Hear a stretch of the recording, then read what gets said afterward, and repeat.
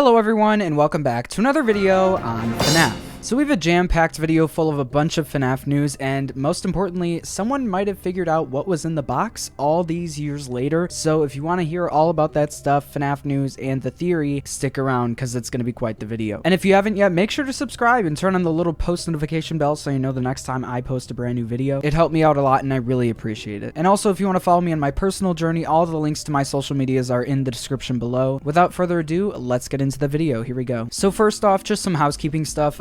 Freddy Fazbear's Pizzeria Simulator is now on PlayStation. We've actually been waiting a long time for this one to get on PlayStation, but I've been hearing some good reviews, so I'm really glad it's there now. Click Team has done a great job with porting these games to the consoles, so good job to them. If you want to check this out, link is in the description. Let's move on to the next piece of news. Okay, next we have a little piece of FNAF AR news. We got Melted Chocolate Bonnie in the mix now. Illumix tweeted out, "Oh my, looks like Melted Chocolate Bonnie might have been a little too excited for the Hop Chocolate event. Why don't you join Chocolate and Easter Bonnie and make sure everything's dandy with our candy friend?" So yeah, another skin for Bonnie. I know there's been a lot of complaints about not enough new characters in FNAF AR, but you know, at least they're still releasing things. So what's your opinion on this skin? Do you like it? Do you not like it? Let me know in the comments below. Now on to the next piece of news. Here we go. So our good friend Kane Carter on Twitter broke the news from the Reddit Discord saying, "FNAF news. According to some newly discovered copyright information, it can now be confirmed that Leon Riskin is returning as a music composer for Five Nights at Freddy's Security Breach. Leon also provided the music for FNAF World, Sister Location, Freddy Fazbear's Pizzeria Simulator, Ultimate Custom Night, and Help Wanted." So it's really nice to see Leon Riskin back.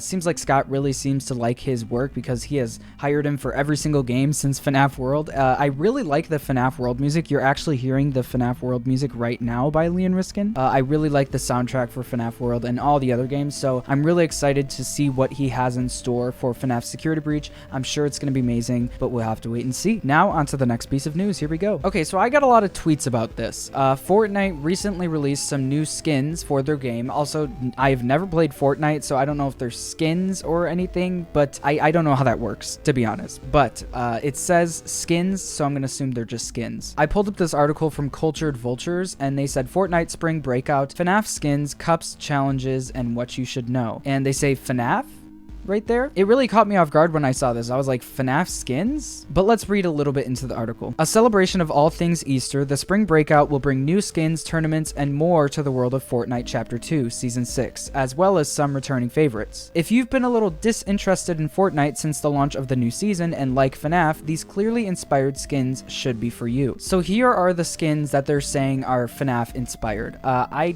don't know if I agree. I don't want to confirm anything for like legal reasons. I don't want to be sued, but this is definitely a bunny and this is definitely a duck. That's definitely an animatronic and it's definitely scary. That's all I'll say. They said one of these villains is Webster, who looks like he's right out of FNAF and can even be won for free. The title of this article is pretty deceiving. It's not actually FNAF skins. They're just kind of FNAF inspired skins. But yeah, if you don't remember, there were some rumors going around that we might be actually getting some official FNAF skins in Fortnite, but it ended up being squashed by Scott himself. So it looks like this is the closest thing we're gonna get. Maybe they heard the demand for a FNAF skin and then made these as an inspired FNAF thing. But yeah, I'll leave it up to you. What do you think of these skins? Do you like them? Have you played with them yet? Are they even out? I don't know because I don't play Fortnite. So, okay, anyways, let's move on to the theory about the box from FNAF 4. Okay, so I was getting a lot of tweets on Twitter the other day. Some of them are even right here about this tweet from Derpy Horse. You should go check this guy out. I'll put the link to this tweet in the description. All full credit for this theory goes to Derpy Horse 4 on Twitter. Go follow him. Go check him out. He's also an animator. But the other day, Derpy Horse tweeted out, "I think I genuinely found out what's in the box in FNAF 4. Yes,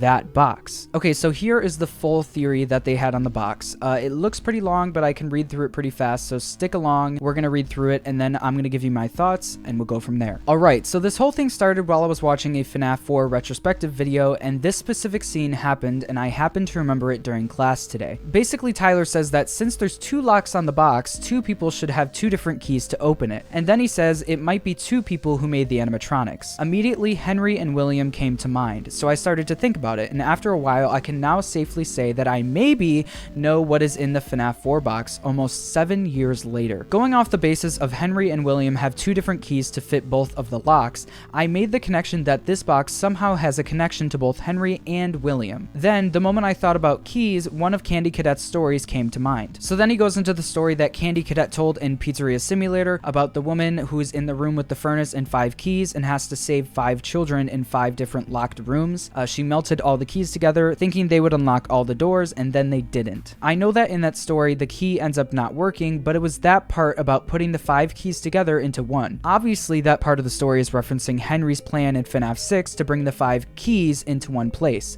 Michael, William, Elizabeth, Charlie, and Molten Freddy. On that same track, I also remembered an old Steam post by Scott saying that what was in the box is the pieces put together, and the Steam post plus the Candy Cadet story kind of go hand in hand, so there's that. The box has something to do with the pieces being put together in one place. Then I remembered the text that shows up in FNAF 4 with the box: perhaps some things are best left forgotten for now. I originally thought it would be something that both Henry and William decided to lock away because it was something they both wanted to forget. Finding something Henry would want to forget was easy, but I hit a huge roadblock trying to find out something that William would want to forget. He clearly doesn't regret anything. Even in FNAF 6, he says it's fascinating what the kids he killed have become. Eventually, I came up with something different. The box has something that Henry would want to lock up by himself. It's something that he'd lock away after he split with William, maybe after finding out about the missing children, and that he knew he couldn't open anymore because he doesn't have William's key. The box is something that Henry wanted to lock away and forget, at least for now. At this point, I went back to FNAF 6 and remembered something that had only been said a few times and nobody really took notice of: paragraph 4. I think it's pretty well established that paragraph 4 is some kind of legal text on a document written by Henry that requires someone to bring all the pieces together in one place. It probably wouldn't say that directly, but it would probably tell them to do something that would indirectly lead to all the pieces being together. Then I started thinking maybe that is what was in the box. The only thing left now was to make it viable. The first problem was that if it was Henry's plan / paragraph 4 in the box the whole time, how come we saw it in FNAF 4, which takes place before every other game in the series? How would he know exactly which pieces had to be brought together in one place? That question pretty much solved itself. All the pieces were already in place at the time of FNAF 4. Scraptrap William Afton, pretty obvious. Scraptrap Elizabeth Afton, who is probably already dead during FNAF 4 because of her empty room in the minigames. Lefty equals Charlie, Henry's daughter who became the marionette and gave life to all the animatronics. Molten Freddy equals as seen in the blueprint in FNAF 6. He has the most remnant in him, and remnant is pretty much the underlying cause of everything at this point. Michael Afton equals Michael Afton, the one who caused the bite of 83. Then there was the problem of perhaps some things are best left forgotten for now. If the plan was so important to Henry, why would he want to forget it? This one didn't really have an answer in any of the games, so I just had to infer something, and that something was this: Henry's depression. At one point in his secret log tape thing, he mentions that he could make himself sleep.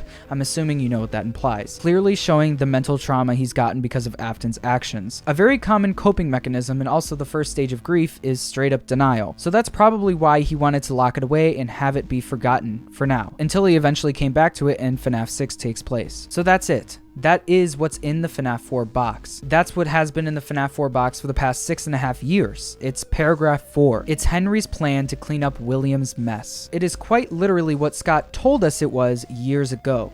It's the pieces put together. Wow, that is quite the theory, and it's honestly a great one. I remember Scott saying in a Steam post or on Reddit or something a long time ago that the thing that was meant to be in the box has changed over time, and maybe that came with the making of FNAF 6. We know that he only really made FNAF 6 to tie up some lore bits, so maybe he changed what was intentionally supposed to be in the box when he made FNAF 6 to kind of tie all the lore together. So putting paragraph 4 in the box would totally make sense. I mean, Henry wants all of this destroyed. He wants all of this done. He wants to clean up William's mess, and the key to cleaning up William's mess would be paragraph 4 in that box. It was put away for the moment, but it wasn't really meant to be opened and executed until FNAF 6. That's why it says for now. Yes, this is not 100% confirmed. Yes, this is just a theory, but I'm gonna say it's a really good theory, and I am like 70% buying it. A lot of people have speculated what's in the box over the years, and this is one of the best theories I've seen. So congrats to Derpy Horse on this. This must have taken so long to type out out. So go check them out. They're awesome. Link in the description to this tweet. And that's all I have for you today. If you enjoyed the video, please make sure to like it and subscribe if you want. And turn on the post notification bell so you know the next time I post a brand new video. And I'll see you in the next one. Bye. Bye. Bye.